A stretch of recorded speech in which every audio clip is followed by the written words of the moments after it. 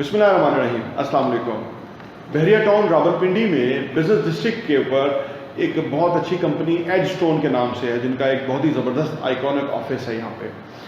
ये कंपनी गुलबर्ग में भी एक प्रोजेक्ट डिलीवर करने का इनको मौका मिला और इसके अलावा लाहौर में भी इन्होंने काफ़ी सारा काम किया हुआ है और अभी इस्लामाबाद में दो प्रोजेक्ट, बहरिया टाउन रावलपिंडी में दो प्रोजेक्ट्स के साथ आए हुए हैं। हमारे साथ नबील एजाज साहब हैं जो कि एजस्टोन की सेल्स को देखते हैं।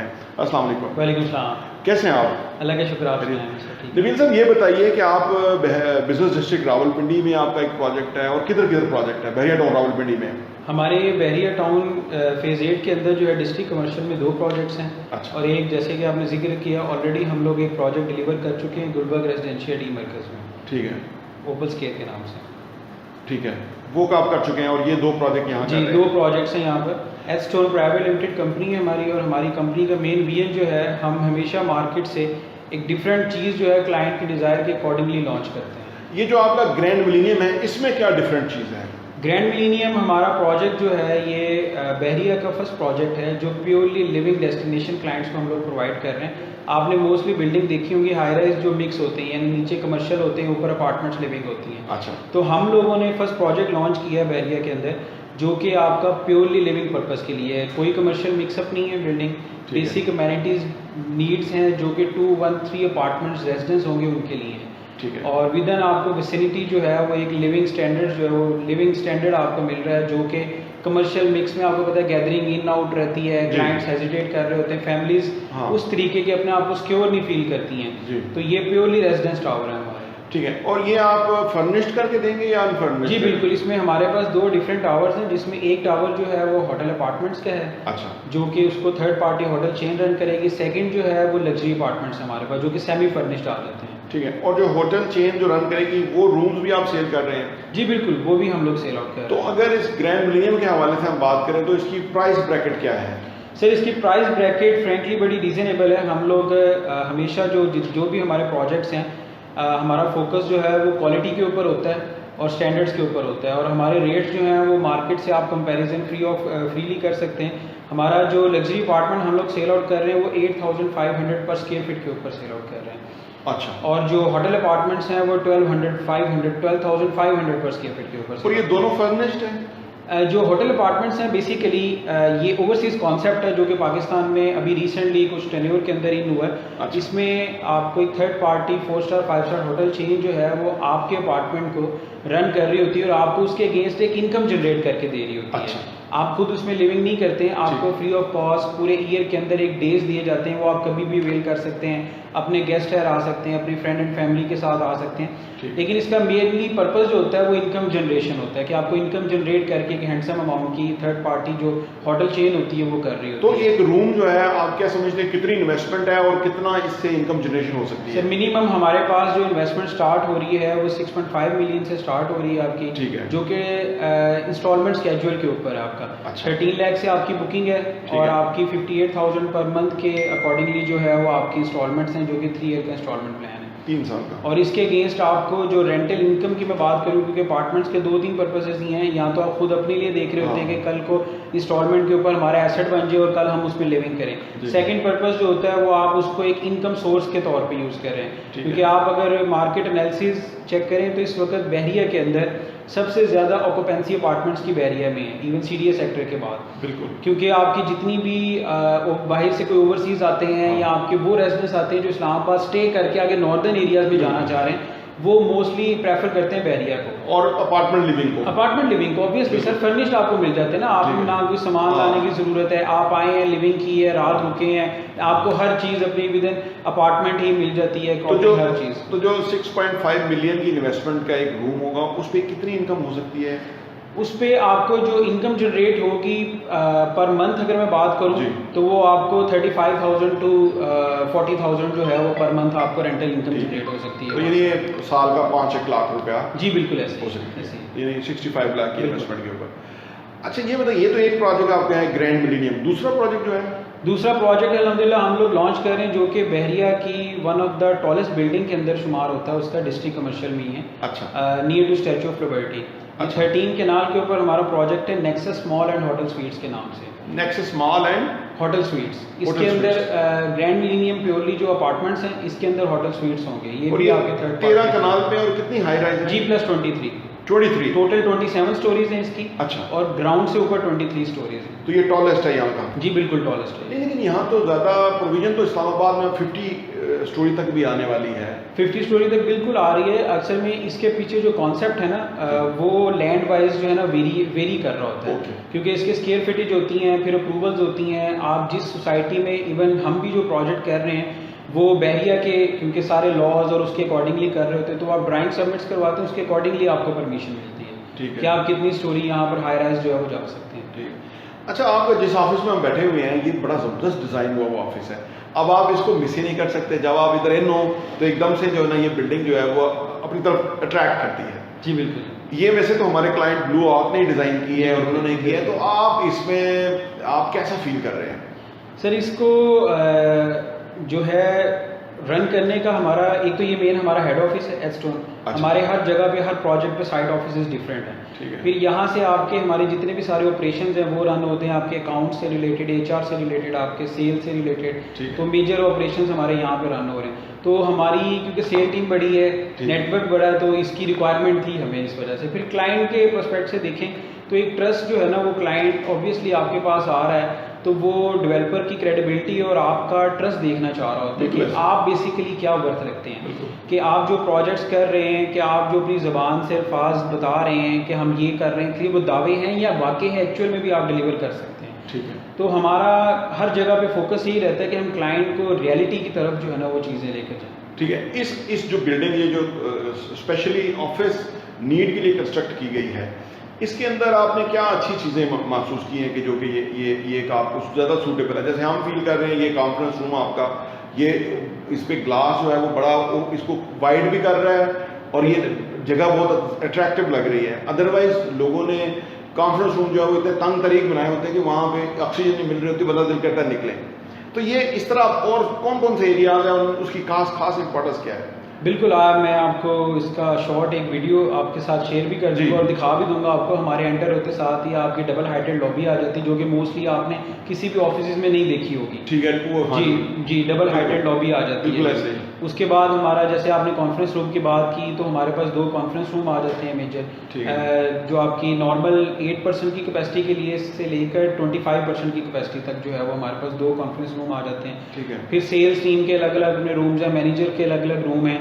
मतलब एक वर्किंग इन्वायरमेंट जहाँ पर आप चाह रहे होते हैं कि आपकी प्राइवेसी भी डिस्टर्ब ना हो, सेकेंडली आपको एक वर्किंग इन्वायरमेंट मिल रहा हो। बेसिकली इसका पर्पस हमारा ये था कि हमारे सेल टीम्स या हमारे मैनेजर्स या हमारे जो डिपार्टमेंट के बंदे काम कर रहे हैं उनको एक ऐसा इन्वायरमेंट मिले कि उनको अपने वर्क के साथ जो है ना वो लगाओ और अपना लविंग जो है ना वो बेसिकली फील करते हो अपना काम। ठीक। तो ये अभी आपकी ये डबल स्टोरी बिल्डिंग है इनफैक्ट, और इसका ये एक टेल सी बनी हुई है, तो इसमें कितने लोग जो है वो अकोमोडेट हो सकते हैं? कैपेसिटी कितनी लोग? सर इसमें हमारे पास अभी फिल वक्त 25 का स्टाफ है जो यहाँ पर ऑपरेशनल है। ठीक है। और प्लस 10 to 15 का जो है वो फर्दर मोर स्टाफ जो है हमारे पास अभी है। तो यानी इसके अंदर आपका फर्दर बहुत स्पेस है, आप जी, बिल्कुल, इन बिल्कुल। फ्यूचर लोगों को हायर करेंगे और जी बिल्कुल। अच्छा, आपके जो सीईओ हैं, मुझे उनसे जो 1-2 दफ़ा मीटिंग का इत्तेफाक हुआ, वो बहुत यंग हैं जी, और बिल्कुल। जिस तरह से वो बिजनेस को कंसीव करके चल रहे हैं तो वो वाकई इम्प्रेसिव है। मैंने उनसे जो मेरी मुलाकात हुई, आप उनके साथ कब से काम कर रहे हैं और आपने उनमें क्या ऐसी क्वालिटीज़ देखी कि जिसकी वजह से आप उनको जो है ना वो समझते हैं कि वो वाकई इन फ्यूचर फर्दर ग्रो करेंगे? सर जो हमारे सीईओ साहब हैं आज़म शाहिद जी, उनसे मैं स्टार्टिंग से ही काम कर रहा हूँ जब से हमारी कंपनी बनी है। ठीक है। तो उनसे एक तो हमारे बॉस हैं, सीईओ हैं, एक वो रिलेशनशिप है।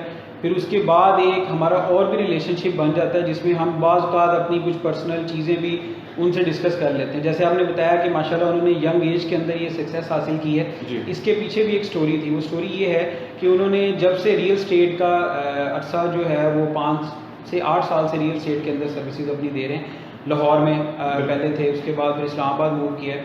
तो उनका मेन विजन और फोकस जो है ना वो एक चीज़ के ऊपर रहा है कि क्लाइंट को जो है उसकी डिज़ायर के अकॉर्डिंगली क्वालिटी वाली चीज़ जो है वो मैं प्रोवाइड करूँ। ये उनका सबसे मेन यानी वो क्वालिटी पे एम्फसाइज करते हैं, सबसे ज़्यादा उनका एम्फसाइज क्वालिटी के ऊपर होता है। क्योंकि आपने देखा होगा कि यहाँ पर जो पास्ट रियल स्टेट का एनालिसिस उठाएं तो लोगों की जो सबसे ज़्यादा शिकायत सोसाइटी को लेकर, प्रोजेक्ट्स को लेकर, किसी भी चीज़ को लेकर ये रहती रही है कि हम लोगों को एट दी एंड जो चीज़ मिलती है वो डिलीवरेबल वो चीज़ नहीं होती जिसके हमने पैसे पे किए या जिसका कमिट किया गया। एग्जैक्टली, क्योंकि वो पैसे जो पे कर रहे होते हैं वो 3D मॉडल के डिज़ाइन के पैसे पे कर रहे होते हैं, लेकिन एक्चुअल में जब चीज़ उनको मिलती है तो वो मैच अप नहीं कर रही होती। तो हमारे सीए साहब का जो वीएन शुरू से यही रहा है कि और अकॉर्डिंग टू क्लाइंट के डिज़ायर के अकॉर्डिंगली जो क्वालिटी चीज़ उनको प्रोवाइड कीजिए। तो आप क्या समझते हैं कि आप जब क्लाइंट से ये सेल्स कंसल्टेंट आप जब लोगों से डील करते हैं कस्टमर्स के साथ, तो वो भी क्वालिटी चाहते हैं, या हमारा कस्टमर का यहाँ जो मुझे समझ है वो ये है कि हमारा कस्टमर क्वालिटी तो चाहता है बट वो प्राइस नहीं पे करना चाहता, उधर भी बार्गेनिंग चाहता है? बिल्कुल, आपका फैक्टर ये 100% वैलिड है। ये मैच्योरिटी क्लाइंट्स जो हैं वो आते हैं ऐसे, लेकिन रियल स्टेट के ना ट्रेंड्स जो है ना वक्त के साथ साथ चेंज होते रहते हैं। अब पहले कुछ ट्रेंड थे जिनमें लोग क्वालिटी में कंप्रोमाइज़ कर लेते थे, प्राइसिंग फैक्टर में आ जाते थे। अब जबकि कंपटीशन बढ़ चुका हुआ है, आप देखते हैं कि पहले बहुत कम डेवलपर्स थे, बनाने वाले कम थे, डिलीवर करने वाले कम थे। पहले एक फैक्टर था डिलीवरी का भी, पहले प्रोजेक्ट तो काफ़ी थे लेकिन कैटेगराइज हो रहे थे डिलीवर के ऊपर कि कौन सा डेवलपर जो है प्रोजेक्ट डिलीवर कर रहे हैं, कौन से डिले कर रहे हैं। उसके बाद फिर क्वालिटी फैक्टर आ गया। इस वक्त जो क्लाइंट्स का पर्सपेक्टिव है ना, बहुत कम मेजॉरिटी, अगर मैं रेशियो में कहूँ तो 20% क्लाइंट वो है जो फोकस अपना सिर्फ डिस्काउंट के ऊपर करता है और उनका पर्पस होता है बेसिकली इन्वेस्टमेंट। तो उनको भी हम बड़े अच्छे तरीके से उनके अकॉर्डिंगली लेकर चलते हैं, क्योंकि उनकी डिज़ायर और उनकी बेसिकली बाइंग जो है वो डिफरेंट क्राइटेरिया के ऊपर होती है। उनका पर्पस इस चीज़ से नहीं है कि आप क्या डिलीवर कर रहे हैं, उनका ये पर्पस है कि हम जो आज इन्वेस्ट कर रहे हैं उसके ऊपर बेसिकली रिटर्न क्या है, after 6 year, after 4 year, after 5 year commitment के बाद हमें क्या रिटर्न मिल रहा है। तो हम उनको उनके अकॉर्डिंगली डील करते हैं। अच्छा नबील साहब, ये बताइए, आप माशाल्लाह बड़े बारिश हैं और बहुत अच्छी बात है, मुझे आपकी पर्सनैलिटी में बड़ी अट्रैक्शन लग रही है ये वाली, लेकिन दीन जो है हमारा बड़ा खूबसूरत दीन है, ये ज़्यादा एप्लीकेशन के अंदर हमें जो है ना वो इनकरेज करता है कि हमारी जो इस्लामिक जो सोच है ना वो हमारे प्रैक्टिस में रिफ्लेक्ट होनी चाहिए। बिल्कुल बिल्कुल।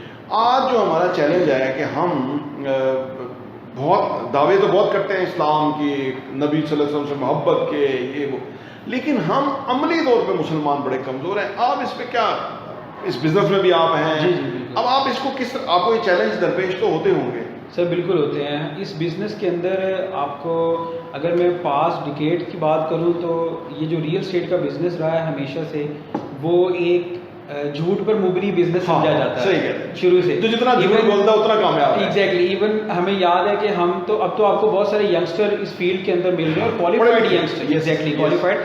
अदरवाइज पहले रियल स्टेट का काम वो करता था घर में जो निकम्मा है, जो आप यकीन कीजिए, मैं पढ़े लिखे लोगों से, आप लोगों से बात करके मुझे बहुत मजा आता है, बिकॉज मैं ये काम कर रहा हूँ, ये मैं इसलिए कर रहा हूँ कि पाकिस्तान में बिजनेस ग्रो करे, कंस्ट्रक्शन इंडस्ट्री ग्रो करे, पाकिस्तान में लोगों को एम्प्लॉयमेंट मिले। मैं उस नीयत से ये कर रहा हूँ। जब मैं आप जैसे लोगों को देखता हूँ, यकीन कीजिए मैं बहुत खुश होता हूँ। अब आप सर बिल्कुल, ये ऐसा ही फैक्टर है। ये ट्रेंड, मैं इसका क्रेडिट जो है ना वो लोग जो मर्जी के जैसे भी के, बहुत सारे पॉजिटिव इम्पैक्ट्स भी होते हैं, नेगेटिव भी होते हैं, लेकिन इस रियल स्टेट में यंगस्टर को लाने का क्रेडिट मैं मलिक साहब को देता हूँ। अच्छा, क्योंकि कॉर्पोरेट कल्चर जो है ना फर्स्ट टाइम बहरिया ने लॉन्च किया है रियल स्टेट के अंदर। इससे पहले रियल स्टेट में कॉर्पोरेट कल्चर का कॉन्सेप्ट ही नहीं था। आपका रेंटे कार वाला या आपका मोहल्ले का नाई या आपका रिटायर्ड सूबेदार, ये 3-4 बंदे होते थे जो प्रॉपर्टी को डील कर रहे होते थे, इनको पता होता था। तो प्रॉपर जो कॉर्पोरेट कल्चर है वो बहरिया टाउन, और जमीनों का काम करना शरीफ आदमी का काम नहीं था, शरीफ आदमी बदमाश बंदे का काम नहीं था। एग्जैक्टली, कब्जे लेना देना। तो इसमें जो ये मलिक साहब को क्रेडिट जाता है कि उन्होंने ये कल्चर यहाँ इंट्रोड्यूस किया। बाकी चीज़ों को साइड पे करते हुए ये जो पॉजिटिव इम्पैक्ट जो यंगस्टर को प्रमोट किया है इस सेक्टर के अंदर, कॉर्पोरेट प्रॉपर बनाया, वो फर्स्ट टाइम बहरिया ने लॉन्च किया था। क्योंकि आप बहरिया हेड ऑफिस जाके देखते थे, वहाँ पर ट्रांसफर्स और सारा कोई टेंशन नहीं आपको, कोई वहाँ पे सिस्टम आपका इस तरीके से है सारा। तो मैं हमेशा, हमारी जो कंपनी की भी, हमारा जो सीईओ साहब का मोटिव है और हमारा भी ये होता है, हम 100% इस चीज़ के ऊपर एम्फसाइज करते हैं और ख़ुद भी कि हम झूठ नहीं बोलते। तो फर्स्ट ऑफ ऑल ठीक है सर दो चीज़ें हैं कि देखिए, एक तो ये कि जो आपकी रिस्क जो आपको मिलना है ना, वो अल्लाह ताला ने माँ के पेट के अंदर आपका लिख कर भेजा है और आपकी आखिरी सांस तक वो आपको मिलना है। अगर आपका यकीन इस चीज़ के ऊपर पुख्ता हो जाए तो जो आज आपने रोज़ी शाम को लेकर जानी है वो आपसे कोई छीन नहीं सकता। अब ये आपके ऊपर डिपेंड करता है कि आप वो सच बोल कर लेते हैं या झूठ बोल कर लेते हैं, कि आप उस सारा दिन की अपनी मेहनत को शाम को आप उसके नामा या माल में नेकियों में लिखवाते हैं या बुराइयों में लिखवाते हैं। ये यकीन कैसे आएगा? मतलब हम भी हैं मुसलमान, हम बात करते हैं तो हमें समझ आती है। अब हमारा यकीन नहीं है इसलिए ये चीज़ अप्लाई नहीं होती है। यकीन इस वजह से नहीं है कि हम लोगों ने कभी उस चीज़ को उस पर यकीन करना चाहा नहीं है। बेसिकली ठीक है, हमें पता है कि सच बोलना चाहिए, झूठ से जो है परहेज करना चाहिए, धोखा नहीं देना चाहिए, ईमानदारी से काम करना चाहिए, नाप तोल में कमी नहीं करनी चाहिए, हमें इन चीज़ों का पता है। लेकिन एक जो फियर फैक्टर है ना, जो शैतान हमें फियर फैक्टर देता है कि अगर मैं ये नहीं करूँगा तो ऐसा काम नहीं होगा। एग्जैक्टली जैसे ना, अगर मैं जैसे झूठ बोल कर ये चीज़ नहीं बेचूंगा तो ये क्लाइंट स्किप हो जाएगा, क्लाइंट निकल जाएगा, मेरा शाम को जो इससे मुझे पैसे आते नजर आ रहे हैं वो आएंगे नहीं। ये बेसिकली ये चैलेंज है। अब इस फियर को जब हम ख़त्म करेंगे तो ऑटोमेटिकली हमें हर्डल्स आएंगी।